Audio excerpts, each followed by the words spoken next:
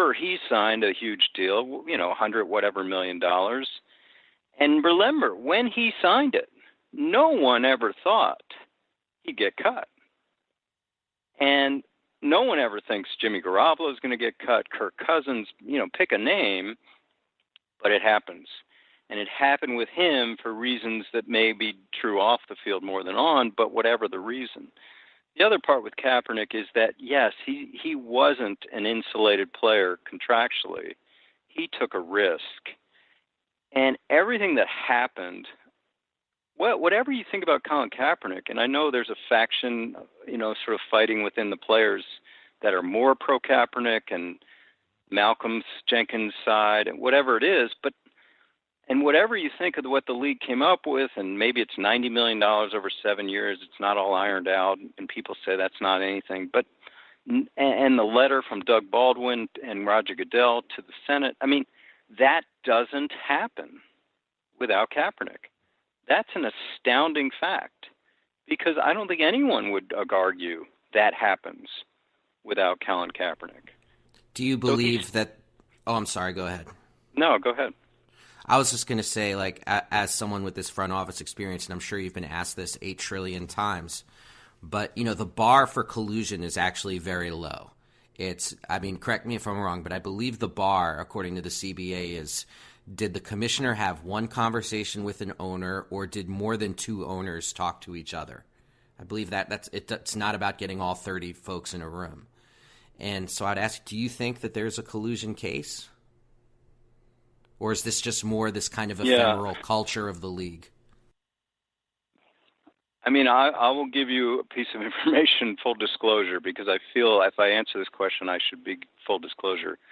I was contacted by attorneys for Kaepernick with my thoughts about potentially being a consultant on the case or an expert. And what I'll say is we had a conversation and we did not pursue it anymore.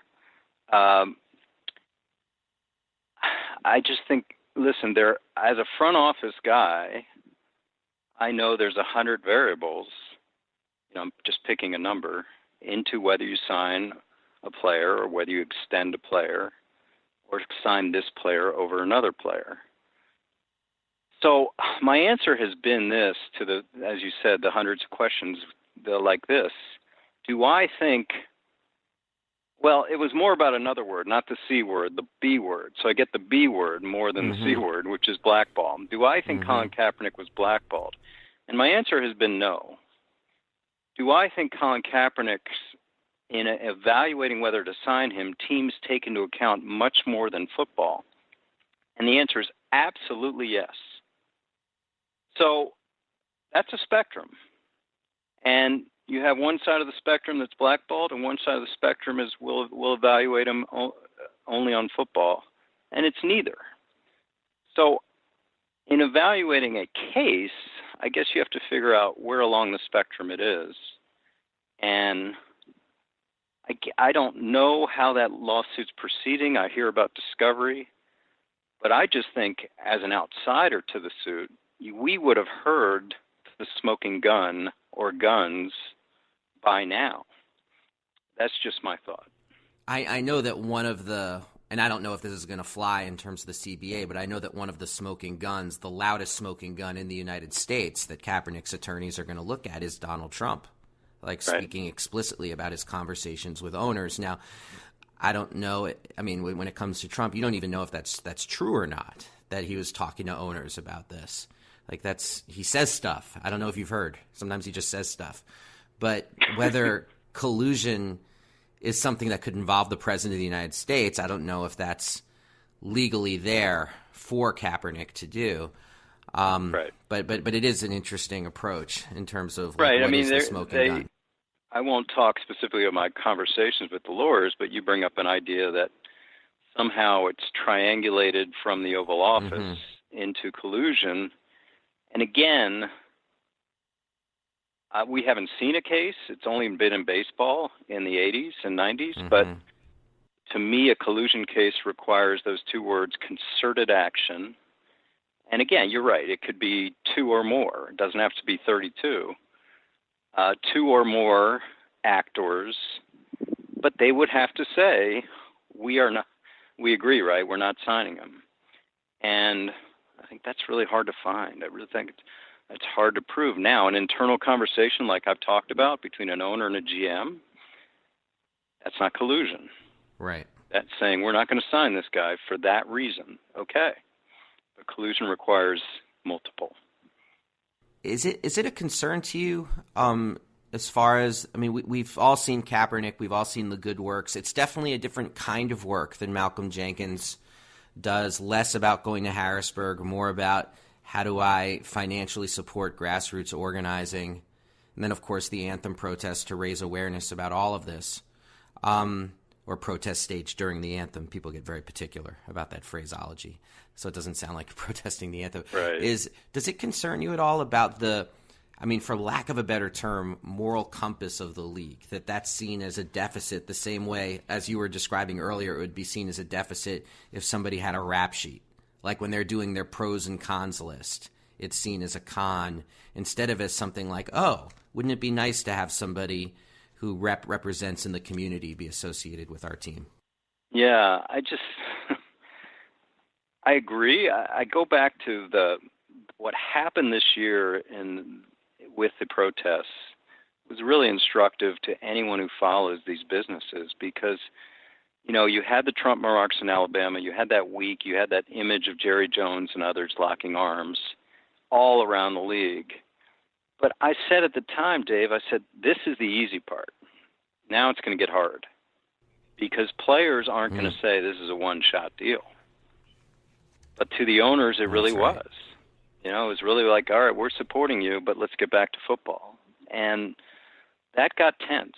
I heard it from owners. I heard it from players. I heard it from front office people, where it was kind of like, okay, back to sports, guys. And it wasn't easy. And I still don't think it's easy. Like you said, the anthem part, you know, what networks aren't covered at less, may not even covered at all in the future. Less and less guys kneeling. But I think, like you said, it's a much bigger issue. And you wonder if teams are going to look at guys differently if, you know, they don't have established starter roles like a Malcolm Jenkins. You know, it's funny because I was in Wisconsin this summer and I visited with old friend Aaron Rodgers, who I'm admittedly biased. I think he's got it all on the field, off the field, just always knows what to say the right thing. And he told me, you know, he understands who he is. And when he says something, he's speaking for the team. He's speaking for the state of Wisconsin. He's speaking for the entire Packer Nation. So he's careful. But even being careful, he was empathetic towards Kaepernick, as his statements, I believe, ESPN Magazine are one of those. And I know Packer officials heard from fans like, yeah, we don't really like that. Now, maybe those were the silent or the loud minority, but it certainly was something that Packer officials heard, like, yeah, we don't like Aaron saying that. I remember when he went out of his way to speak about a fan who yelled an anti-Muslim slur at a game, and nobody would have faulted him if he'd said, oh, I didn't hear anything, and it could have been forgotten so quickly, one Yahoo fan. And the fact that he still chose to say something, I mean, that was really admirable. Yeah, and he chose to be, you know, I think he was a backer of the team signing Marty Bennett, who was a different signing for the Green Bay Packers. You know, they have usually signed guys, I've been there, that are less outspoken. And and Aaron was behind that until, you know, it kind of broke up in the middle of the season and there were some injury issues back and forth and name calling. But that was another thing. Aaron kind of stepped out and did something different than the norm up there. Let me ask you this. This is such a sidebar from everything I was asking you, but if you have to start a team with an average coach and average personnel, and you could have 30-year-old Tom Brady or 30-year-old Aaron Rodgers, where do you go? Well, you know, you're not going to get past my bias here, which is obviously my full disclosure and big bias, because I'm a Brady fan, but I'd start my franchise with Aaron Rodgers over any player. I just think that the combination of off-the-charts mobility and just, I'll tell you, when he came to us, obviously it was a tough situation. We had the most durable starter in the history of football, and you have a Southern Mississippi guy who's just kind of like, Brett, and then you have California cool coming in there.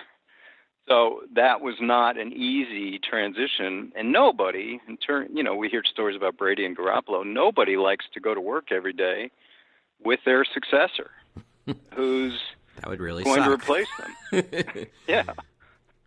So I watched that relationship start off a little frosty and get better, and I really kind of took personal pride that the two of them were getting along by the time Brett retired, but then of course he wanted to come back, and that's another story. But yeah, when Aaron came in, we saw this incredibly wry sense of humor, this ability not to take things too seriously, which served him well.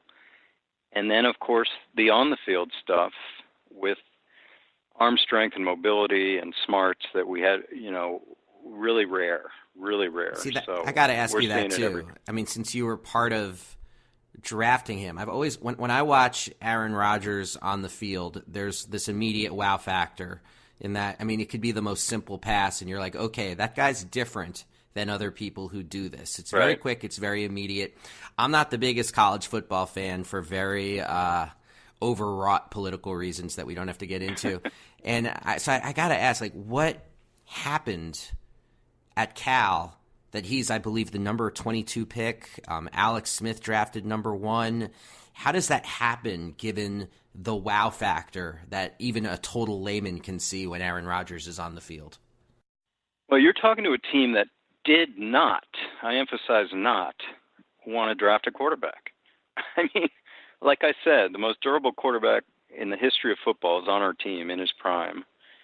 And Alex Smith and Aaron Rodgers are 1 and 2, and obviously we have a board that has maybe 20 players at that year rated first-round grades, and we're hoping, okay, maybe DeMarcus Ware falls to us, maybe Derek Johnson, maybe Marcus Spears, all these guys, and of course they all fall off. And then we look at Aaron and like, okay, Tampa's going to take him, no question. John Gruden told him that. Well, Tampa takes Cadillac Williams. Tennessee's going to take him. There's no question Tennessee's going to take him. They take Pac-Man Jones. Okay? Kansas City's going to take him. There's no question they're going to take him. They take Derek Johnson. Yep, I remember that draft. Anyway. Forgot Ronnie Brown at number 2. The Miami Dolphins, a team that, kind of sort of has needed a quarterback these last 20 years. But, Dave, here's the scene, and I'm in the middle of it because I'm the guy between kind of the business side and the football side, and our coaches are rumbling because they see what's going to happen. They are rumbling like, oh my God, we are going to take a player in the first round that can't help us. Maybe this year, maybe not next year, maybe not the year after, maybe never help us. And on the management side, we're saying, look at the board. There's only one player with a first-round grade, one. Do you really want to jump into our second-round grades just to take a defensive player? And what's our mantra in the draft room? Trust the board. So we took him. Did he have the wow factor in college the way he has in the pros? Is that part of this? I wasn't the scouting side, but I think so. I think so. I mean, again, the 49ers, they almost drafted him. Yeah. We lucked out at number 24. But I got to tell you this. I've written about this, talked about this.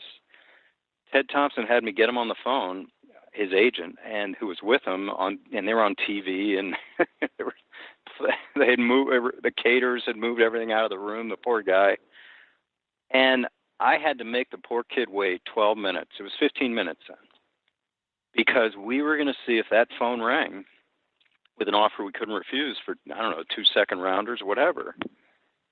And I always think about this. If that phone rang, the NFL could look a lot different. It really could. And that phone never rang.